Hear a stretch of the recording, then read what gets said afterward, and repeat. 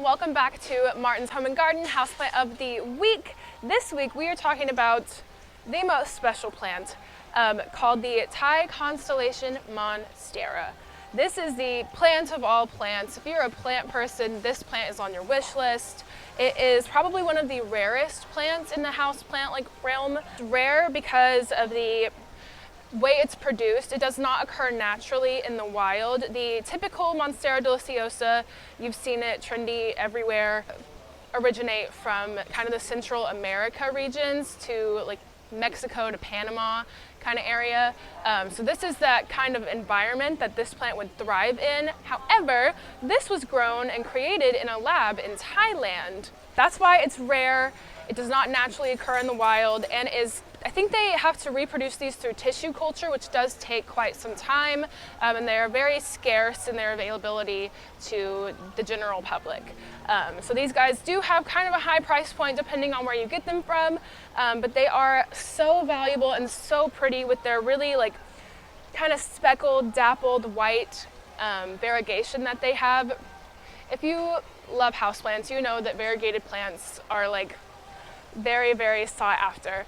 So these guys are gorgeous. They have that kind of, compared to their kind of cousin, the Albo Monstera, these guys have more of a creamy yellow white variegation, where the Albo has a really bright white variegation.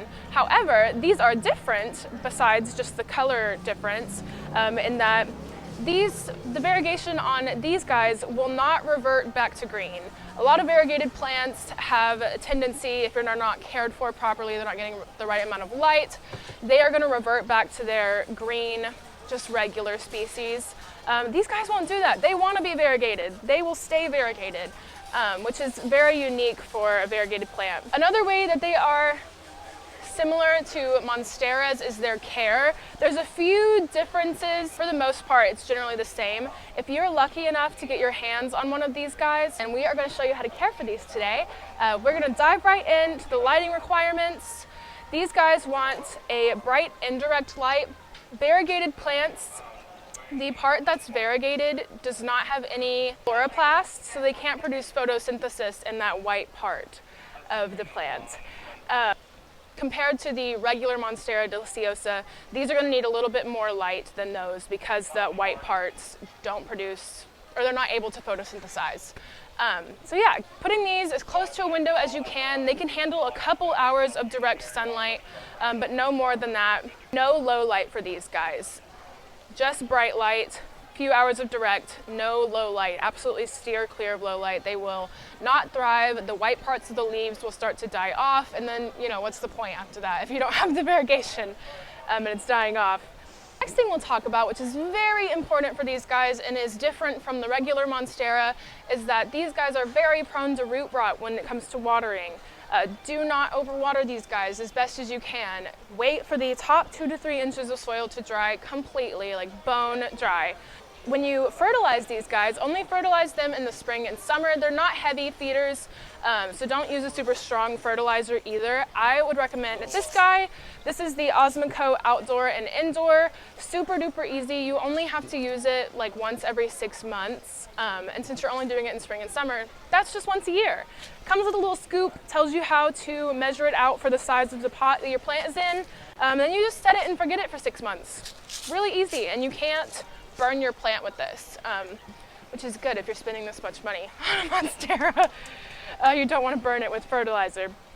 Next thing we'll talk about is humidity for these guys. This is one way that they are similar to the regular Monstera.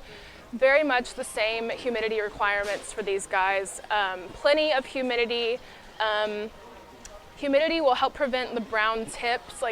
You can see it on some of these guys. They've got kind of the brown, just the tip of the leaf is turning brown. That's a lack of humidity. You can increase your humidity by getting a humidifier. That's probably the best option. But you can also mist your plants throughout the week, just a couple times a week, nothing crazy. And you can also add a pebble tray, which is where you have a little tray underneath your planter that you have your plant in, put a light layer of pebbles in it, and then fill it with water where it's not touching the pot, but it's enough so that the water will evaporate up into the air around the plant. and create some humidity. The next thing we'll talk about is the soil and how to repot these guys. Soil is another aspect, like the watering, that is super crucial for these guys. A lot of places sell like an aroid mix. These guys are considered aroids, which is just a plant that puts out aerial roots to attach itself to trees to climb in the wild. Aroid mix usually consists of just indoor house mix mixed with some, where is it? Orchid bark. This is the Miracle-Gro orchid potting mix. And then you can also mix in with it some peat moss. This is the Espomo organic peat moss. And then mix in some extra perlite as well. This is the Espomo organic perlite. Mix like 1 part of each of those, 1 part potting mix, bark, peat moss, and perlite. All of those together will create kind of the perfect mix for these guys that will help you to prevent that root rot. Like we mentioned before with the watering. You're less likely to overwater it if you have a really well-draining soil. So yeah, thing to mention with repotting these is when you pick a planter, make sure it has a drainage hole. I will be very upset if you don't have a drainage hole.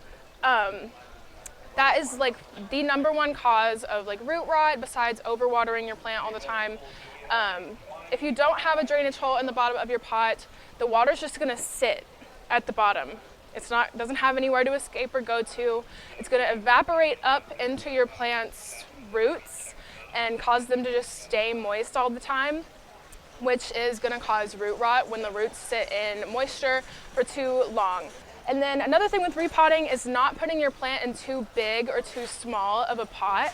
For these guys, they're in a little tiny 4-inch container. I would never recommend going over 2 inches in size and diameter from what they're currently in. So like if you were going to repot this once it was a little bit bigger, put it in a 6-inch pot because it's already in a 4-inch size. So size matters in this case. Last thing to mention is like some troubleshoots that happen sometimes with the Monsteras, the Thai Constellation Monstera specifically, and other variegated plants.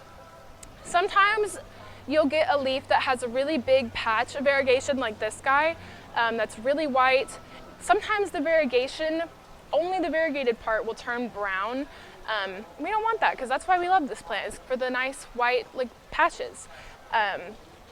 If that's happening, usually you're gonna lose that leaf. Like the leaf is just gonna keep spreading the brown.